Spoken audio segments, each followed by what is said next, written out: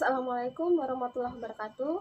Nama saya Indah Kurnia, NIM L1C0181116. Saya dari Prodi Sosiologi dengan rekan saya atas nama Paskalis Waceka, NIM L1A017-094 dari Prodi Hubungan Internasional. Adapun judul KKN kami yaitu Sosialisasi dari Dampak dan Cara Menghindari Pandemi COVID-19 pada Masyarakat Gombong Mataram. Dan dosen pembimbing lapangan kami atas nama yaitu Insinyur Chandra Ayu MSI. Berikut laporan harian kami. Pemirsa, Indonesia kembali mencatatkan angka kematian akibat COVID-19 tertinggi di dunia. Dengan tren terus naik sepekan terakhir, angka kematian di Indonesia hari Kamis kemarin bahkan mencapai 1.500 orang lebih, tertinggi selama masa pandemi. Hanya angka kematian, kasus harian di Indonesia juga terus melonjak. Bahkan data Worldometers dalam 24 jam terakhir, tambahan kasus baru di tanah air berada pada urutan kedua di dunia, satu tingkat di bawah Amerika Serikat.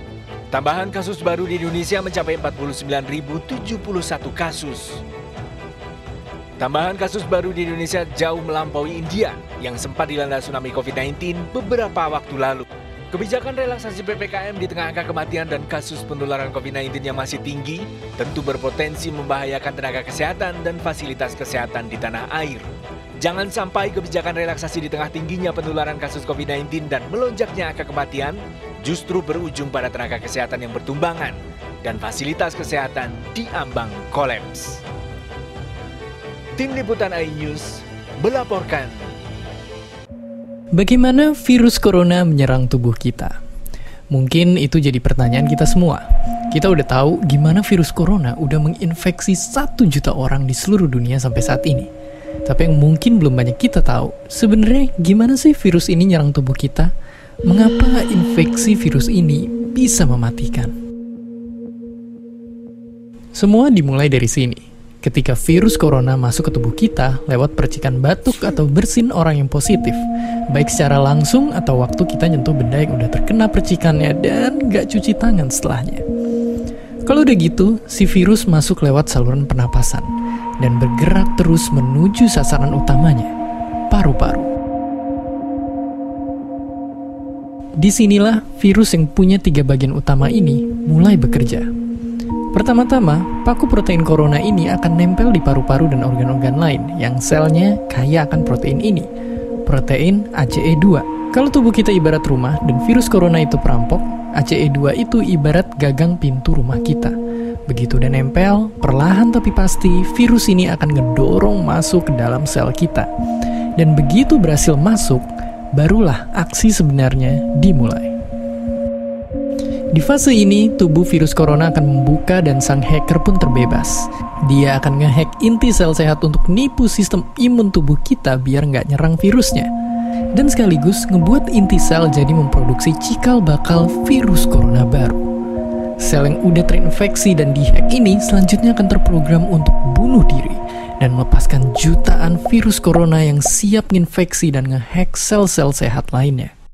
Ya, awalnya mungkin kita cuma kemasukan virus corona yang jumlahnya dikit, tapi dalam hitungan hari aja udah akan ada jutaan sampai miliaran virus corona baru, bikin paru-paru kita dipenuhi oleh mereka. Tapi ternyata, mimpi buruknya ada setelah ini. Ya, ketika virusnya udah menuhin paru-paru kita, sistem imun kita bakalan ngerespon ibarat polisi dan tentara yang meluncur ke tempat kejadian perkara. Tapi inilah yang bikin ngeri. Di sini, virus corona jadi penipu ulung yang bisa ngakalin sistem imun kita. Mereka bikin sistem imun nyerang membabi buta termasuk nyerang sel-sel sehat kita. Mereka jadi nggak tahu mana kawan, mana lawan, dan perlahan-lahan jadi senjata makan tuan. Buat sebagian besar kasus, kejadian ini emang nggak berlangsung lama. Karena kalau sistem imun kita kuat, mereka pun akan bisa menang dari segala taktik virus corona. Tapi terkadang tubuh kita sedang lemah, dan kalau udah gitu